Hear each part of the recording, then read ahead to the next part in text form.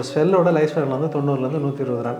அதுக்குள்ளார அது இறந்து மறுபடியும் வந்து புது செல்கள் வந்து நமக்கு உருவாகும் இல்லைங்களா? இப்போது இந்த வளர்சிதை மாற்றமானது ரொம்ப வேகமாக நடக்கிறது தான் வந்து சோரியாசிஸ். சித்த மருத்துவத்தில் வந்து எக்ஸ்டர்னலாக வந்து என்ன பண்ணுவாங்க அப்படின்னாக்கா, ரொம்ப காமனாக வந்து எல்லாருமே காளாஞ்சிகப்படைக்கு வெப்பாலை தைலத்தை வந்து கொடுப்பாங்க. இந்த வெப்பாலை தைலத்தை வந்து உள் மருந்தாகவும் கொடுக்கலாம், வெளிப்பிரயோகமாகவும் கொடுக்கலாம். இந்த சோத்துக்கத்தாழை அப்ளை பண்ணும்போது என்ன ஆகும் அப்படின்னாக்கா, அது வந்து சிறந்த மாய்ஸ்சரைசராக வந்து நமக்கு செயல்படுது இல்லைங்களா? ஸோ அந்த ஸ்கின்னோட வறட்சியை வந்து போக்கும், அதில் இருக்கிற வாதத்தன்மையை வந்து கம்மி பண்ணும். ப்ளஸ் வந்து நமக்கு இந்த ஸ்கின் மெட்டபாலிசத்தை வந்து மறுபடியும் வந்து ஆக்சலரேட் பண்ணும். இதுக்கு சித்த மருத்துவத்தில் இன்டர்னலாக என்ன கொடுப்பாங்க அப்படின்னாக்கா, சில இந்த வெப்பாலை தைலத்தையே வந்து ஒரு 5 ml வரையும் பாலில் வந்து கலந்து உள்ளுக்கு குடிப்பாங்க. அப்படி குடித்தாலும் வந்து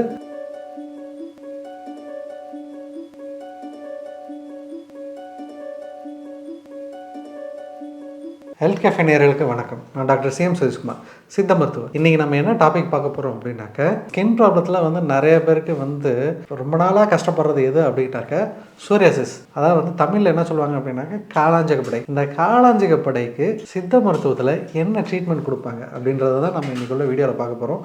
வாங்க போகலாம். இந்த காளாஞ்சகப்படை அப்படின்றது என்ன அப்படின்னாக்க, இது ஒரு மெட்டபாலிக் டிஸார்டர். அதாவது வந்து ஸ்கின்ல என்ன ஆகுது அப்படின்னாக்க, வளர்சிதை மாற்றமானது. அதாவது வந்து செல்கள் வந்து என்ன ஆகும் அப்படின்னாக்க, ஒரு செல்லோட லைஃப் ஸ்பேன் வந்து 90லேருந்து 120 நாள். அதுக்குள்ளார அது இறந்து மறுபடியும் வந்து புது செல்கள் வந்து நமக்கு உருவாகும் இல்லைங்களா? இப்போது இந்த வளர்சிதை மாற்றமானது ரொம்ப வேகமாக நடக்கிறது தான் வந்து சோரியாசிஸ். இந்த வளர்சிதை மாற்றம் ரொம்ப வேகமாக நடக்கிறதுனால இந்த ஸ்கின்னுக்கு மேலே உள்ள செல்கள் வந்து அடியில் உள்ள செல்கள் வந்து சீக்கிரமாக வளர்கிறதுனால இந்த மேலே உள்ள செல்களை வந்து நமக்கு வந்து தூக்க ஆரம்பிச்சிருது. ஸோ இதனால் மேலே உள்ள செல்களுக்கு ரத்த ஓட்டமோ உணவோ இல்லாததுனால அது சீக்கிரமாக டெத் செல் ஆகி அங்கங்கே வந்து நமக்கு செதிலாக வந்து உருவாகுது. இதனால் அந்த செதில்கள் வந்து அதிகமாக நமக்கு அந்த பகுதிகளில் வந்து அரிப்பு ஏற்படுது. இது அப்படியே என்ன பண்ணும் அப்படின்னாக்கா, கொஞ்சம் கொஞ்சமாக நமக்கு ஆரம்பிக்கும் போது வந்து ஒரு சின்ன பாயிண்ட்டாக தான் ஆரம்பிக்கும். ஒரு குறிப்பிட்ட காலத்துக்கு அப்புறம் வந்து ரொம்ப பெருசாக இருக்கும். மேக்ஸிமம் அது வந்து இது எங்கே இருக்கும் அப்படின்னாக்கா, எக்ஸ்ட்ரீம் அதான் வந்து புறப்பகுதிகளில் தான் இருக்கும். இந்த இது உள் பக்கம் மேக்ஸிமம் வராது. இந்த வெளிப்பக்கங்களில் வந்து அதிகமாக இருக்கும். இந்த முதுகு பகுதிகளில் வந்து அதிகமாக இருக்கும், கால்களில் இருக்கும், சிலருக்கு வந்து உள்ளங்கால்களில் இருக்கும், சிலருக்கு வந்து உச்சந்தலையில் வந்து இருக்கும். இந்த மாதிரி உடம்புல பல பகுதிகளில் வந்து இந்த வளர்சிதை மாற்றம், அது மெட்டபாலிக் டிஸார்டர் வந்து நமக்கு ஏற்படலாம். இதுக்கு வந்து எப்படி வந்து மேனேஜ் பண்ணுறது அப்படின்னாக்கா, இதுக்கு எக்ஸ்டர்னலாக என்ன கொடுக்கலாம் அப்படின்னாக்கா, அதாவது வந்து வந்து இந்த செதில்கள் வந்து அதிகமாக இருக்கிறதுனால தான் வந்து அவர்களுக்கு வந்து அரிப்பு வந்து இருக்கும். ஸோ அதனால் ஃபஸ்ட்டு அந்த செதில்களை வந்து அந்த பகுதிகளில் வந்து நல்லா வந்து அந்த இடத்துல வந்து கிளியர் பண்ணும். நல்லா சொரிஞ்சு அந்த பகுதிகளில் வந்து அந்த நமக்கு ஸ்கின் வந்து நமக்கு தெரியணும். ஆனால் இந்த செதில்களை நீக்கும் போது நமக்கு அந்த இடத்துல பின் பாயிண்டில் வந்து நமக்கு அந்த இடத்துல ஒரு சிவப்பாக தெரியும். அந்த ரத்த மாதிரி வந்து அங்கங்கே ஸ்பாட் மாதிரி வந்து ரைட்டாக தெரியும். நீங்கள் அதனால் ஒன்றும் பயப்பட வேண்டிய தெரியல. அந்த செதில்களை எடுத்துகிட்டு தான் நீங்கள் எந்த மருந்துகள் வந்து எக்ஸ்டர்னலாக அப்ளை பண்ணுறதா இருந்தாலும் அப்ளை பண்ணணும்.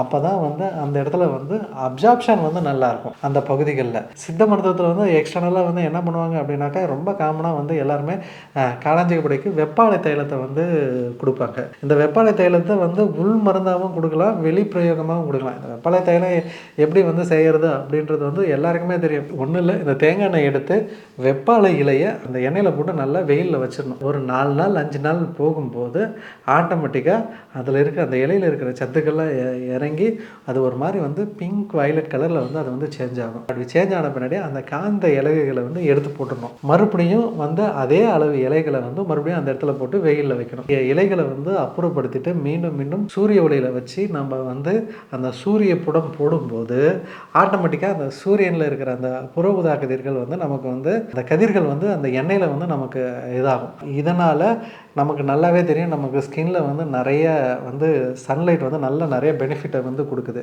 விட்டமின் டி சிந்தசிஸு, ஸ்கின் ப்ராப்ளம் வராது இருக்கிறதுக்கு அந்த சூரிய ஒளிகள் வந்து நல்லாவே வந்து ஹெல்ப் பண்ணும். ரெகுலராக உச்சந்தலையிலேருந்து உள்ளங்கால் வரையும் டெய்லியும் காலையில் வந்து ஒரு வாட்டி அப்ளை பண்ணிவிட்டு கொஞ்ச நேரம் வெயிலில் நின்னாங்கனாவே மேக்ஸிமம் இருக்கும். எனக்கு சில டைமில் வந்து இந்த மாதிரி பண்ண முடியல அப்படின்னாலும் சோற்றுக்கற்றாழை வந்து நம்ம ரெகுலராக வந்து இதில் வந்து பயன்படுத்தலாம். சோற்றுக்கற்றாழையை வந்து உள்ளே இருக்கிற அந்த சோறை எடுத்து அந்த மாய்ஸ்சர், அந்த நமக்கு இந்த சோற்றுக்கற்றாழை அப்ளை பண்ணும்போது என்ன ஆகும் அப்படின்னாக்கா அது வந்து சிறந்த மாய்ஸ்சரைசராக வந்து நமக்கு செயல்படுது இல்லைங்களா.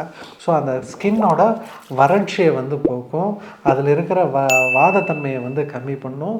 ப்ளஸ் வந்து நமக்கு அந்த ஸ்கின் மெட்டபாலிசத்தை வந்து மறுபடியும் வந்து ஆக்சலரேட் பண்ணும். ஸோ அதனால் அந்த பிரச்சனை வந்து நமக்கு கம்மியாகுது. ஸோ சோற்றுக்கற்றாழையும் வந்து அது ரெகுலராக பயன்படுத்த முடியாது. ஏன்னா சிலருக்கு வந்து சோற்றுக்கற்றாழை யூஸ் பண்ணாங்கன்னாவே சளி புற்ற மாதிரி ஆயிரும். உடம்பு குளிர்ச்சி அதிகமாச்சுனாவே அவங்களுக்கு சிலருக்கு வந்து காய்ச்சல், சளி இந்த மாதிரி வரும்.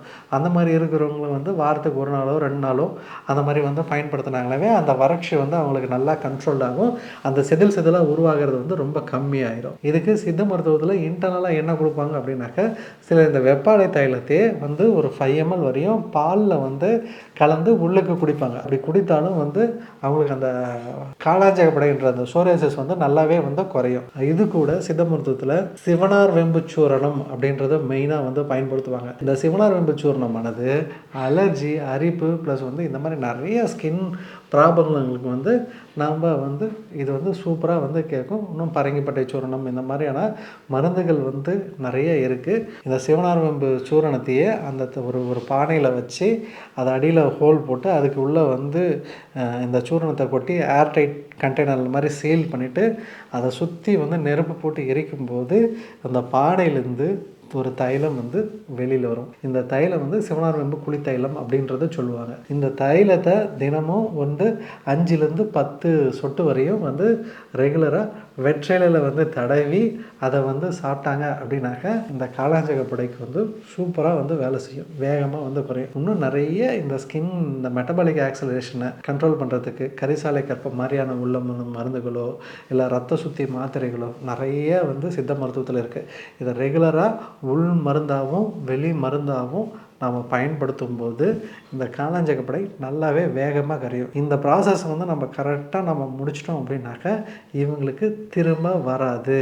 ஆனால் சில டைமில் என்ன பண்ணுவாங்க அப்படின்னாக்கா தொடர்ந்து வந்து இந்த மெடிசனை வந்து பாதியிலே வந்து விட்டுருவாங்க. அப்போ என்ன ஆகும் அப்படின்னாக்கா ஃபஸ்ட்டு கொஞ்சம் சப்ரஸ் ஆன மாதிரி இருக்கும், அப்புறம் அதுக்கப்புறம் திரும்பவும் வந்து ரொம்ப வேகமாக வரும். ஸோ அதனால் ஸ்கின் ப்ராப்ளத்தை பொறுத்த வரையும் அது கரெக்டான கால அளவு கரெக்டாக மெயின்டைன் பண்ணணும். ப்ளஸ் வந்து ஸ்ட்ரெஸ்ஸு வந்து அதிகமாக இருக்கிறதுனால கூட இவங்களுக்கு இந்த காலாஞ்சகப்படை வரலாம். ஸோ இவங்களுக்கு தூக்கம் ரொம்ப முக்கியம். கரெக்டான தூக்கமும் கரெக்டான உணவு முறைகளும் வந்து மெயின்டைன் பண்ணணும். உப்பு புளியை வந்து இவங்களுக்கு ஸ்கின் ப்ராப்ளம் இருக்கிறவங்களுக்கு எடுத்துக்கக்கூடாது. கத்திரிக்காய், கருவாடு, மீன், முட்டை, பாவக்காய், அகத்திக்கீரை இதெல்லாம் வந்து அவங்க எடுத்துக்கக்கூடாது. இதெல்லாம் எடுத்துக்கினாவே காலாஞ்சகப்படை வந்து ரொம்ப அதிகமாக வந்து வேகமாக பரவுறதை பார்க்கலாம். இல்லை அப்படின்னாக்கா இந்த உப்பு அதிகமாக சேர்த்துக்கிறாங்களோ அவங்க ஸ்கின்ல வந்து அவங்களுக்கு அரிப்பு அதிகமாக இருக்கிறத அவங்க பார்க்கலாம். இந்த மாதிரியான உணவு முறைகளையும் கரெக்டாக எக்ஸ்டர்னல் அண்ட் இன்டர்னல் அதாவது வந்து வெளிப்பிரயோகமாகவும் உள் மருந்தாகவும் ப்ராப்பரான உணவு முறை பழக்கத்தோடு இவங்க எடுத்துக்கிறது வந்து ரொம்ப முக்கியம். இதை கரெக்டான கால இடைவெளி எடுத்துட்டாங்கனாவே திரும்ப இந்த பிரச்சனை வந்து வராது. இதே மாதிரி பயனுள்ள சித்த மருத்துவ குறிப்புகளோட மீண்டும் சந்திக்கிறேன். நன்றி, வணக்கம். இந்த வீடியோ உங்களுக்கு பிடிச்சிருந்தா லைக் பண்ணுங்க, ஷேர் பண்ணுங்க, கமெண்ட் பண்ணுங்க. மறக்காம ஹெல்த் கஃபே தமிழ் சேனலை சப்ஸ்கிரைப் பண்ணிட்டு பெல் பட்டனை கிளிக் பண்ணிடுங்க.